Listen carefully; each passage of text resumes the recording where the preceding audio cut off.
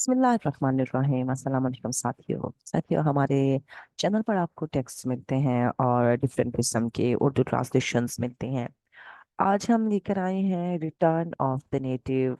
हमारा जो नावल है इसके बुक वन और कुछ चैप्टर्स के ट्रांसलेशन। चले जनाब, देखते हैं। ये ईडन हेट हमारी एक जगह है, उसके बारे में ये कहानी है जहाँ पर हमारा हीरो आता है और वहाँ पर जिंदगी गुजारने की कोशिश करता है। ये माह नवंबर के हफ्ते की शाम थी। देखिए, दिन का नाम और महीने का नाम भी दिया गया है। धुंधला का छा रहा था, यानी रात होने वाली थी।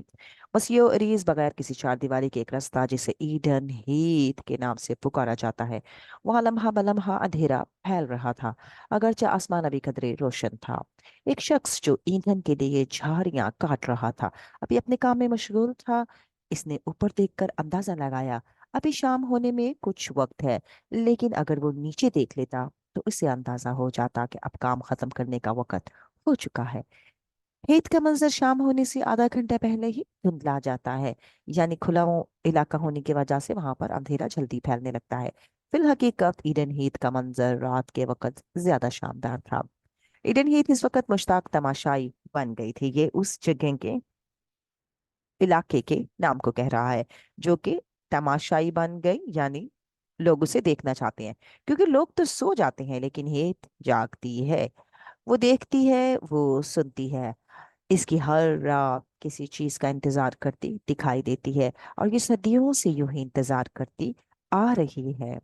और अब लगता है कि ये आखिरी बहरान का इंतजार कर रही है। आखिरी बहरान यानी किसी शदीद मुश्किल का आने वाले वक्त में परेशानी का इंतजार कर रही है। शाम का धुंधला का चांद की मल कजी। अब यहाँ पर हमारा पेज चेंज है। मलकजी यानी चांद की रोशनी और ईडन हीथ का मंजर एक खूबसूरत और दिलकश सादा सा नजारा पेश करते हैं। मौसम गर्मा में ईडन हीथ में कुछ चंचलपन और शोही सी आ जाती है। तूफान ईडन हीथ का आशिक, हवाएं इसकी दोस्त हैं। तूफान उसका आशिक है और हवाएं उसकी दोस्त हैं। ये इलाके के बारे में बताया जा रहा है। ऐसे वक्त में ईडन हीथ है हालात और तसव्वुरात का मरकज बन जाती है। ईडन हीथ का उदास तन्हा सा मंजर अलमनाक वाकयात के इम्कानात का मजहर है यानी आने वाले वाकयात जो कि अलमनाक हैं उनके पॉसिबल होने का बता रहा है। ईडन हीथ हमेशा से माशरे के साथ बरसरे बेकार व्यक्ति है। तहजीब इसकी हरीफ है, वो तब्दीली पसंद नहीं करती है। इसकी जमीन हमेशा से इसी किस्म के मंजर पेश करती आ रही है।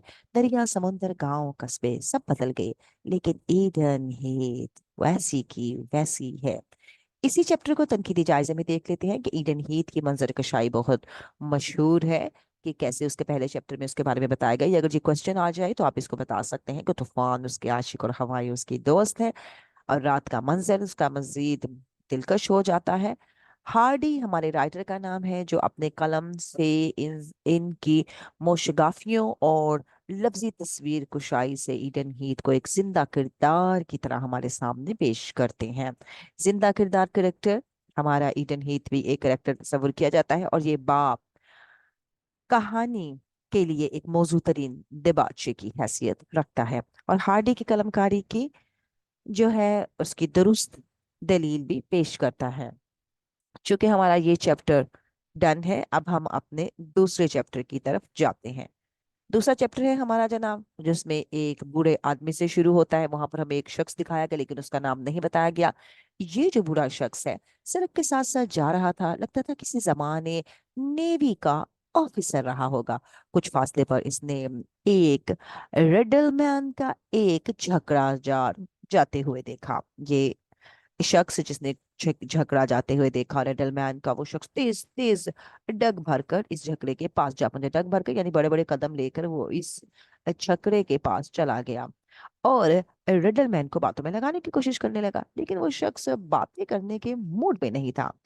फिर भी इस बूढ़े आदमी ने बातों बातों में इतना मालूम कर लिया कि झगड़े के अंदर कोई जवान लड़की है, यानी वो इतना होशियार नेवी का ऑफिसर था, उसने अंदाजा लगा लिया कि ये जो एक, जैसे वो समझ ले एक यक्का जा रहा है लेकिन वो कवर है, तो उसके अंदर कौन बैठा हुआ है, और उस लड़की की तबीयत भी खराब है।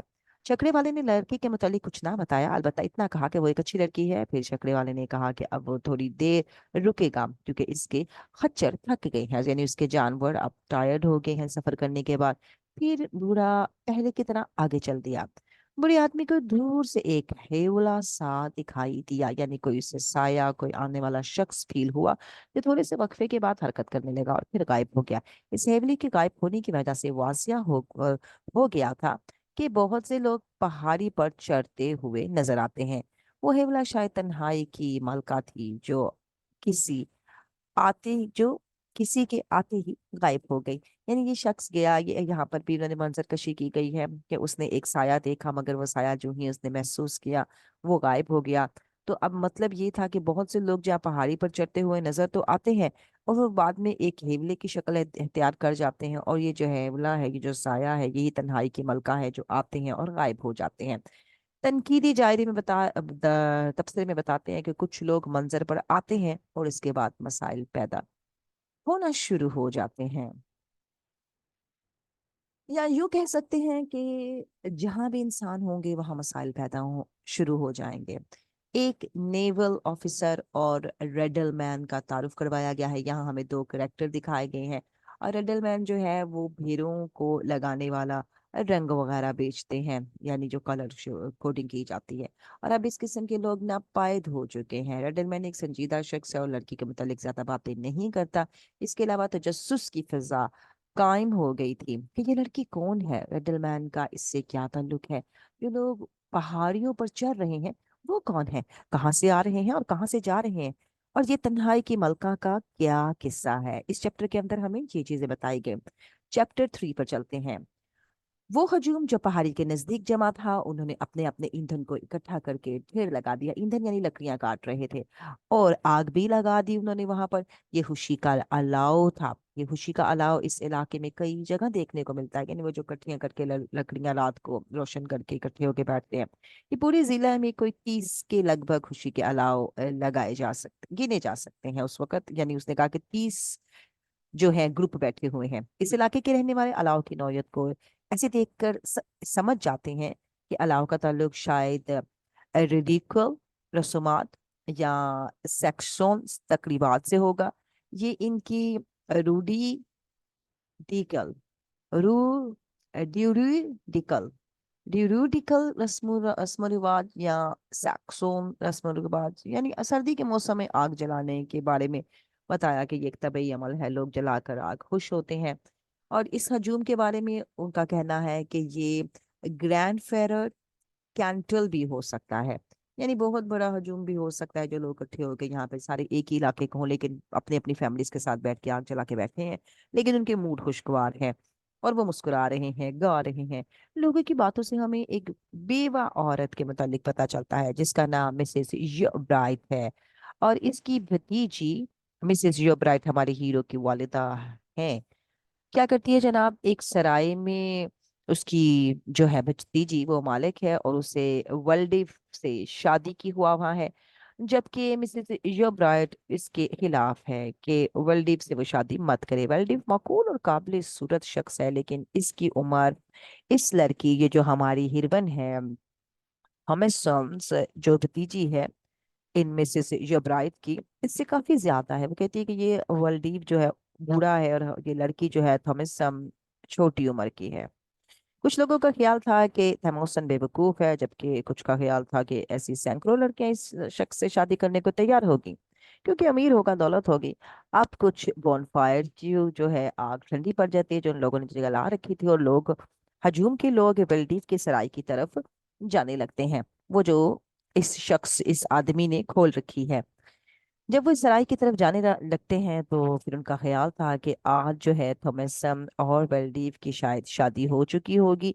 फिर गुफ्तगू का रुख जो है कैप्टन वय की तरफ मुड़ जाता है, जो अपनी पोती एस्तेशिया, हमारी एस्तेशिया हीरोइन है, और ये पोती है एक बुरे आदमी की एक खूबसूरत लड़की भी है, और भड़कीली खुशनुमा लिबास इसे बहुत पसंद है, लेकिन वो जरा मुख्तलिफ मिजाज की लड़की थी और लोगों से दूर ही रहती थी। इस हजूम के लोगों में एक अजनबी की आवाज सुनाई देती है। ये अजनबी रेडल मैन था जो ब्राइड के घर का पता पूछ रहा था। वो पूछ कर चला गया और मिसेज योब्राइट वहां से गुजरी। लोगों ने मिसेज योब्राइट से बहुत अखलाक से बात की और इस सच नबी के मतलब बताया कि जिन्हें एक शख्स आपका पता पूछ रहा था। इसके साथ ही एक औरत ओली भी चली गई क्योंकि उसे भी इसी तरफ जाना था। नेक्स्ट चैप्टर हम अपना अगले पार्ट में करते हैं। Thanks a lot.